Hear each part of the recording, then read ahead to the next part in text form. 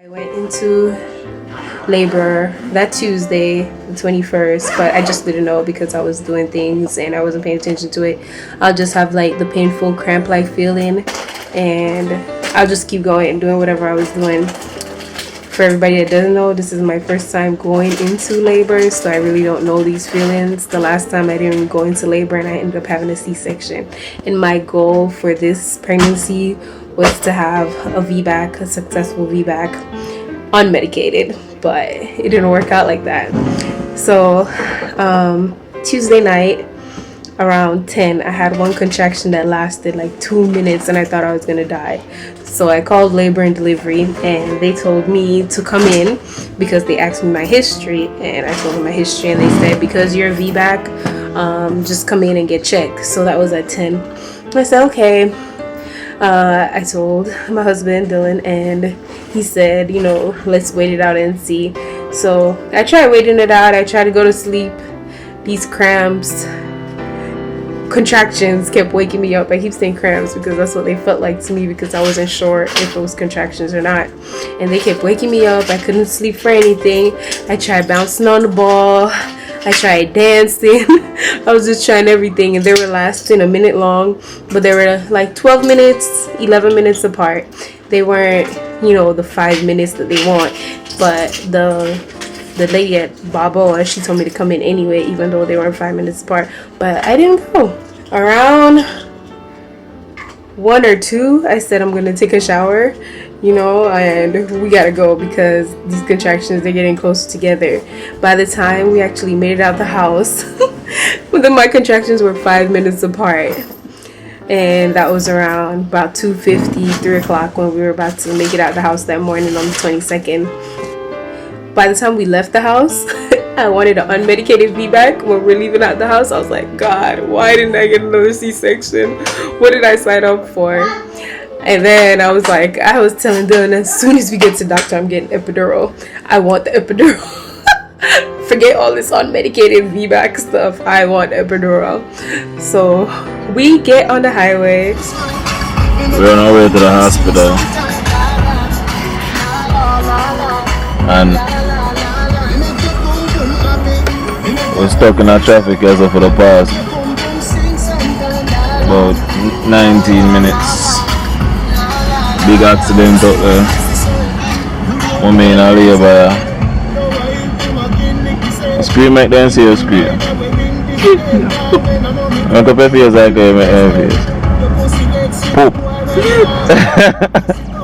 And I go poop with them, man. Let's see what I got. Right now, my baby I go born, so we can go to the hospital. But the traffic serious out there. We now move and we just left the house, so they're like right down the street. We can walk up by the hill out there, so the house there. See the house there. And we're about to go. And as soon as we get on the highway is blocked off. Police cars, it was a wreck, ambulance, about 10 police cars blocked off the whole highway. My contractions started being 4 minutes apart. Oh my gosh, do we need to call 911? It's 911 right up the street. When I think of a dial the phone, me run go call them. Me run go knock on them door. My mom in labor.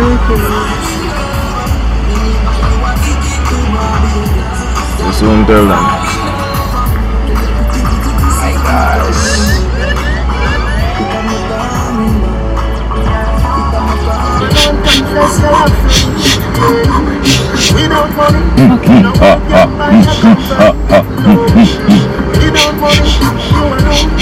So after that, we got to the hospital.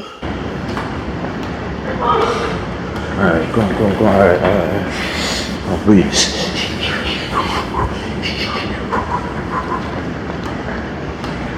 Keep them baking at oven. I'm doing it. When we got there, they checked me as soon as I got there, seeing if they should admit me or not. I was 5.5 centimeters dilated. They said I was too far along to get any other pain meds, so my only option would be the epidural. And I said, fine. But I was like, well, how soon can I get it? They said an hour or two. So I didn't actually end up getting the epidural until about 5, maybe 5. Yeah, about 5 I ended up getting the epidural because they had to do all this admission paperwork. They had to do all these blood tests and get me to a room and all this other stuff, just getting ready to push. So when I got the epidural, I'm pretty sure I was like good 7 or 8 centimeters already. But at Babo, they give it to you. It's never too late. You can get it at any time you want it. And I got it an hour later after I got the, no, not even an hour. Shortly after I got the epidural, my water broke. It broke on its own. And I told them, yeah, my water broke. About 7, I think. I told them I was ready. I was like, I'm ready to push. I felt the pressure and I was ready to push. They came, they checked. They're like, yeah, you're 10 centimeters. They're like, don't push, because I tested positive for GBS. So they're waiting for the medication to get to the baby. They gave me 2 bags of the, what's it called? Starts with a P. Penicillin. They gave me 2 bags of penicillin, and they were waiting for the second bag to get to the baby. But the baby's head was already, like, you could already see the baby's hair when you look down there.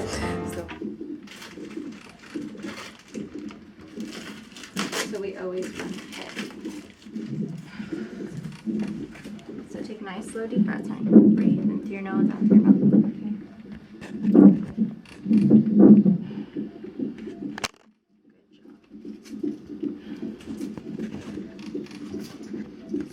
So I was there trying to wait. The baby was trying to make her way out. Finally, they were like, okay, we're gonna push, and this was around 8 something, and that's why the baby ended up coming at 8:47. So I ended up pushing. I pushed maybe 3 or 4 times, and the baby was out. Maybe 1 to 2 minutes.